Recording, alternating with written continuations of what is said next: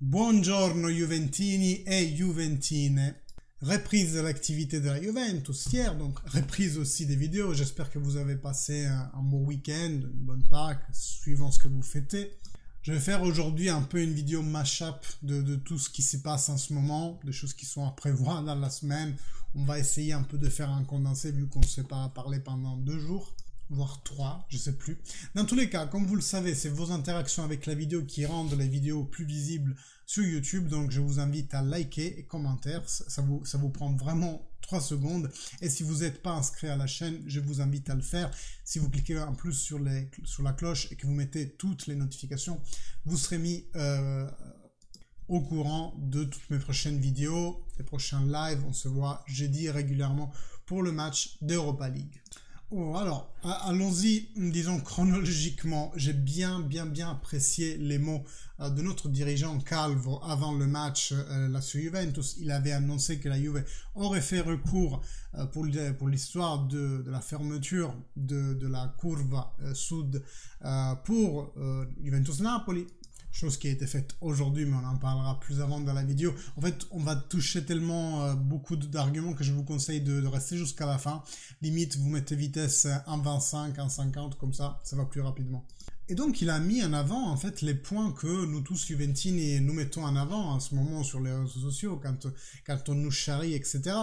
Déjà, la différence de traitement entre la Juventus et toutes les autres sociétés qui ont été jugées pour la même chose, donc le fait que la Lazio n'a pas eu de fermeture, la Spezia non plus, et que la Juventus ait une fermeture de la curva.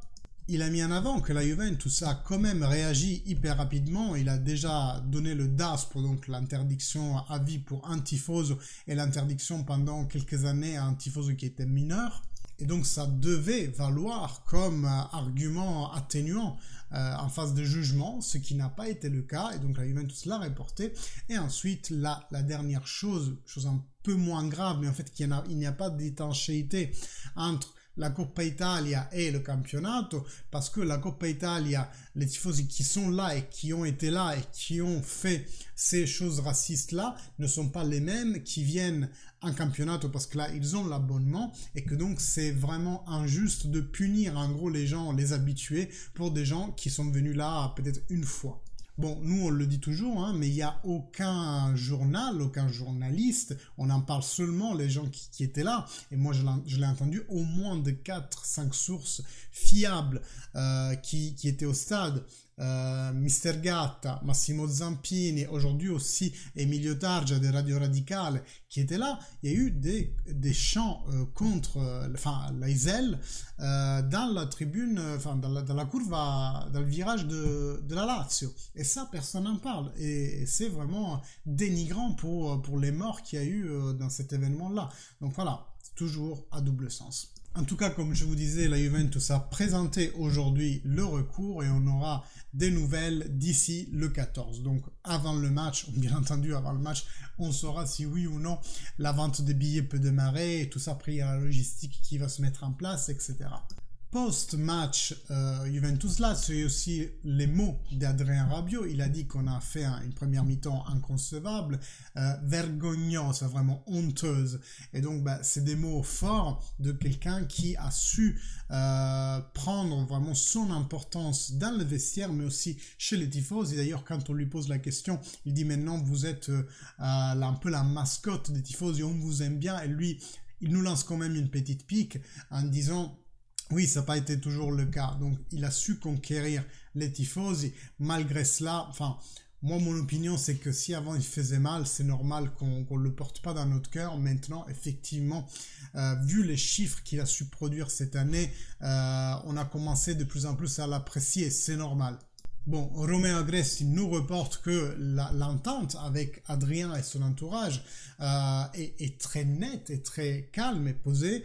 Toute réflexion sera bien entendu à poser sur la table post-19 avril qui sera, disons, notre date butoir. On a vraiment le jugement dernier, hein, le 19 avril. À savoir si on récupère ou pas les 15 points, mais après vous le savez, hein, il y a d'autres filons d'enquête, il y a d'autres raisons pour lesquelles les coupes européennes pourraient nous être interdites. Je vous apprends rien.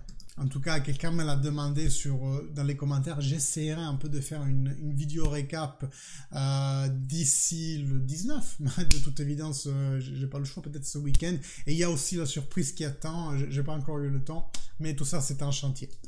Bon, après, il y a le dimanche qui s'est passé. Il s'est passé rien, clairement. Et lundi, déjà, la reprise des entraînements de la Juventus. Un entraînement ouvert aux tifosi. Pogba et Bonucci qui se sont entraînés tous les deux.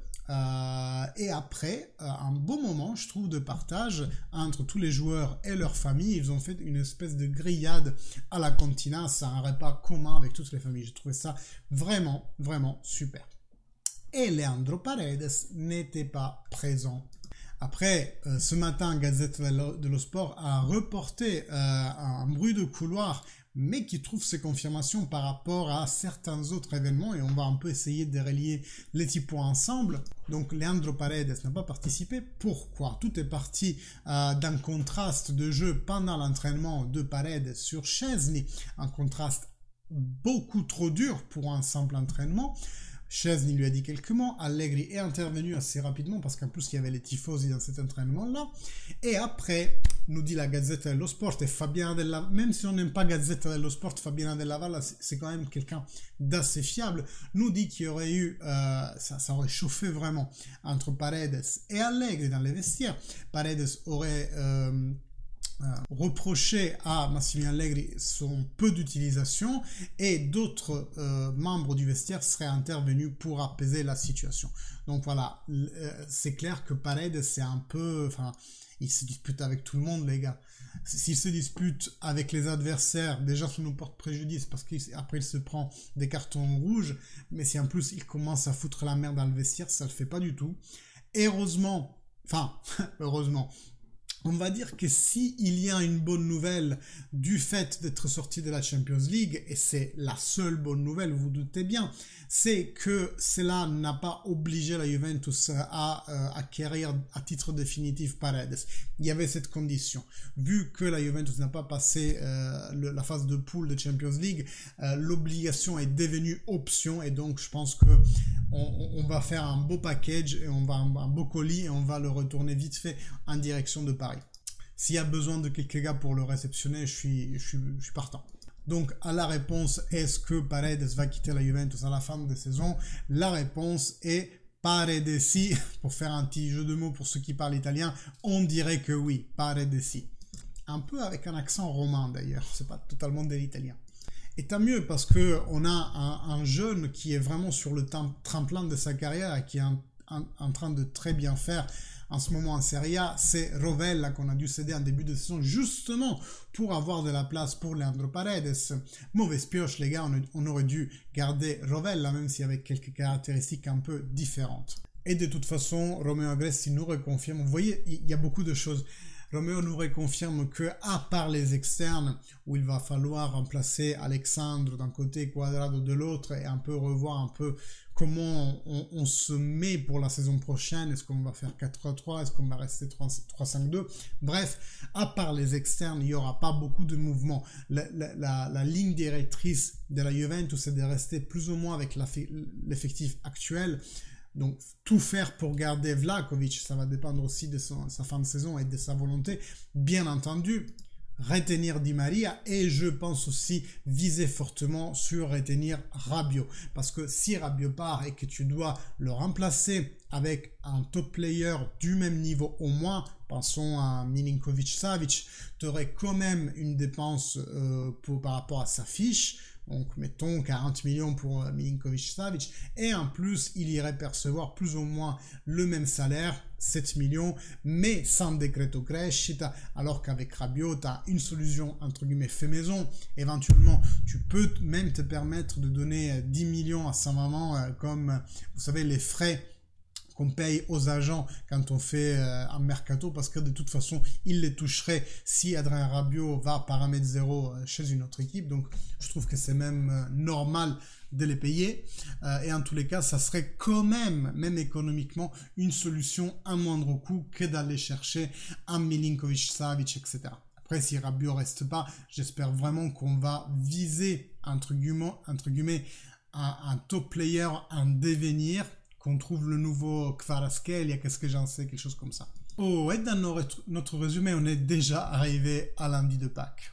Aujourd'hui, quelle nouveauté peut, à vrai dire, je vous l'ai déjà dit, la Juventus a porté son recours pour la fermeture du virage lors de Juventus-Napoli. On aura du nouveau le 14 avril. Aujourd'hui, Pogba s'est encore une fois entraîné avec le reste du groupe. Donc, quelque part, il est là, en fait. Il va pouvoir entrer. Mais je pense qu'on a un surcroît d'attention envers lui. Pas brusquer son retour, que ça soit physique ou mental, je ne sais pas le dire à ce jour. Ça reste assez flou tout ça. En plus, il y en a qui mettent en vente le fait qu'en ce moment c'est le Ramadan. Bon, après tu as un Karim Benzema que même en plein Ramadan, il t'en met 3 dans le même match.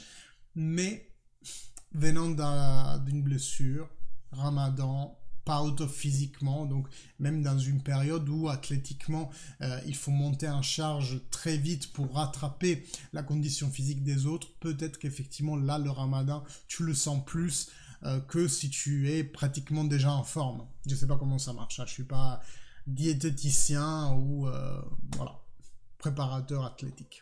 Dans tous les cas, aujourd'hui déjà on joue la Champions League. D'ailleurs Simone Inzaghi dans la conférence de presse après Inter Benfica a dit que la Juventus aurait mérité de gagner, enfin que l'Inter, pardon, il aurait jamais dit un truc pareil, que l'Inter aurait mérité de gagner contre l'Inter. Pour moi, je vous répète, le match nul était plus ou moins le bon résultat, que ce soit contre l'Inter ou contre la Lazio. Ah, et vous voyez, ça me vient en tête. Une chose dont j'ai oublié de parler, c'est le fait que la Lazio se soit permise de mettre une vidéo récapitulative en fait de toutes les fautes que les joueurs de la Juventus ont fait aux dépens des joueurs de la Lazio. Donc, Juventini méchant, toujours. Moi, j'ai plusieurs choses à dire sur ça. La première, c'est que pour moi, les sociétés répondent aux sociétés, les tifosi aux tifosi. Voilà. Moi, je ne verrais pas la Juventus faire quelque chose comme ça. Et là, en gros, elle a cru bon de répondre à tous les tifosi qui évoquaient la faute de SMS contre Alexandre et après celle contre Chiesa que j'ai revue. Et effectivement, il y a 2 contacts même sur Federico Chiesa. Le fait qu'il ralentisse, en fait, c'est pas son problème. Hein, c'est comme sur la route. C'est la voiture de derrière qui doit faire gaffe à celle de devant. Et donc là, c'est pareil. Hein, si Chiesa ralentit parce que pour mieux prendre le ballon avec un meilleur tempo, c'est Milinkovic-Savic qui ne doit pas lui rouler dessus. Donc il y a 2 contacts sur la cuisse et sur le pied gauche. Donc oui, pour moi, c'est aussi penalty. Alors que le premier contact contre Sandro, je juge que c'est vraiment tellement faible que j'aurais validé le but de la Lazio tranquillement. Donc, vous voyez, il y a toujours des choses les unes sur les autres qui se font. Et de toute façon, la Lazio, qui fait écho au mot de Sarri, parce que Sarri a dit en post-match la Juventus aurait dû terminer en 9. Oui, peut-être que Quadrato effectivement aurait pu être jeté dehors. Locatelli un peu moins, à vrai dire, mais dans tous les cas, il y avait aussi à récriminer côté Juventus. Et moi, dans le montage de la Lazio, j'ai pas vu, par exemple, quand Locatelli prend le ballon de l'épaule et que l'arbitre siffle un coup franc assez dangereux dans les 15-16 mètres et qui aurait déjà pu faire marquer la Lazio, ça je l'ai pas vu. Donc voilà, c'est une direction arbitrale quand même douteuse. Et pour moi, comme dit, les sociétés ne doivent pas répondre au râlage des tifosi adverses. Les sociétés parlent avec la société. Point. Et j'aime bien que Landucci, en post-match, ait eu aussi le style juventino de ne pas se plaindre des épisodes arbitraux. Autre chose que j'ai oublié dans ma petite liste des choses à vous dire, c'est qu'il y a un article qui est paru sur un quotidien... alors je voudrais pas dire des bêtises, hein, mais de Slovénie, enfin l'Est, le Middle Est européen, qui prouve avec des documents que Ceferin a menti sur son curriculum afin d'accéder au poste de président de la fédération de la Slovénie, un peu comme la fédération italienne. Pourquoi? Parce que pour ce poste, il aurait fallu qu'il ait une expérience au moins de 5 ans à la direction d'un grand club, alors qu'il a eu ou dans le board, je crois, plus que de direction, alors qu'il a eu uniquement une expérience de quelques mois. Et donc, honnêtement, ça le fout vraiment mal pour lui. Je ne sais pas à quel point cette chose a fait du clameur au niveau médiatique dans l'Europe, et c'est sûr que si c'est nous, Juventini, qui le disons, ça fait ceux qui veulent juste attaquer la partie adverse, mais j'espère que ça prendra de l'ampleur et que s'il y a des irrégularités, au moins elles soient portées en avant à l'opinion publique, parce que la facilité avec laquelle Ceferin a été réélu jusqu'en 2027 à la tête de l'UEFA, c'est juste honteux. En plus, il a pris son pote Gravina avec soi, et on sait que Gravina, je dis pas qu'il est contre la Juventus, mais il est pas pour non plus, en fait. C'est un politicien, il va là où le vent l'amène, et si en ce moment le vent est contre la Juve, il va rejoindre ce vent-là. Après, il y a d'autres histoires, j'ai un peu moins suivi, mais de dirigeants du UEFA qui seraient plus ou moins liés avec Poutine et Gazprom, vous savez, le géant du gaz russe. Donc, j'ai un peu moins suivi, je ne veux pas dire de bêtises sur ce sujet-là. Enfin voilà, la UEFA n'a pas vraiment les mains dans quelque chose de propre, que ce soit du côté Qatar, que ce soit du côté russe, et de notre cher ami Ceferin, que, à part parler mal de Juventus, Real et Barça, eh bien, il ne fait pas non plus grande chose pour améliorer le football en Europe. Bon, j'étais en train un peu de voir sur Twitter si il y avait quelque chose que j'avais un peu raté. Chose intéressante, la 29e journée de Serie A eu des écoutes aux alentours de 4,9 millions totaux. Ce qui est une baisse vraiment constante de ce qui étaient les chiffres qui s'attestaient même aux alentours de 13 millions en début de championnat. Donc ça n'arrête pas de baisser, faute bien entendu, enfin faute, mérite si vous voulez, de la campagne massive de désabonnement de tifosi Juventini, et j'espère que ça va vraiment changer la donne, non pas parce qu'on doit taper du pied parce qu'ils font pas ce qui nous arrange, mais uniquement parce que je crois vraiment à cette bataille, je crois vraiment que la Juve n'a rien fait de mal. La présomption d'innocence doit exister, le droit à la défense doit exister dans la justice sportive, et que les choses soient traitées de cette façon expéditive, en changeant l'article de condamnation par rapport à l'article que l'accusation avait porté, qu'on fasse quelque chose pour une équipe alors que toutes les équipes font des plus-values, qu'on dise qu'il y a un système alors que toutes les équipes ont forcément des clubs avec qui ils font plus volontiers des échanges et des affaires. Enfin ça, tout ça, vous le savez, c'est en gros n'importe quoi. Et j'aimerais vraiment qu'il y ait une prise de position ferme de la FIGC en faveur de la Juve par rapport à l'acharnement médiatique qu'elle subit, et qu'on sorte vraiment de ce cercle vicieux, parce que c'est vraiment infernal pour tout le monde et ça fait pas du bien au football italien.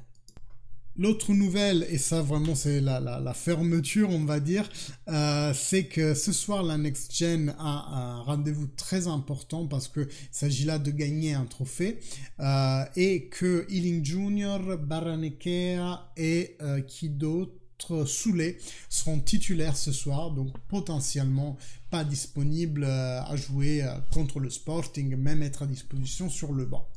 Voilà mes amis pour ce soir, un peu un mash-up de toutes les news de ce long week-end. Je ne sais pas si demain il y aura une vidéo, éventuellement si j'ai du temps je vous enregistre déjà la surprise ce soir ou demain. Et en ce qui concerne le résumé, plutôt je pense le résumé de toute l'affaire judiciaire, au moins la partie plus-value qui sera réjugée par l'Econi le 19 avril, peut-être que je vous ferai ça vendredi, samedi. À voir. Tout à son temps, les gars. En ce moment, au travail, c'est vraiment compliqué. Merci toujours de votre écoute. N'oubliez pas, like, commentaire, c'est vos interactions qui vont nous faire grandir en tant que communauté. On se voit jeudi soir pour le prochain live. Si vous n'êtes pas abonné, c'est une honte. Ça vous prend une seconde à le faire. Clique sur la cloche aussi, activez toutes les notifications, comme ça on reste au courant toujours des dernières vidéos et des prochains lives. Bonne soirée mes amis, et fino alla fine, Forza Juve. Ciao!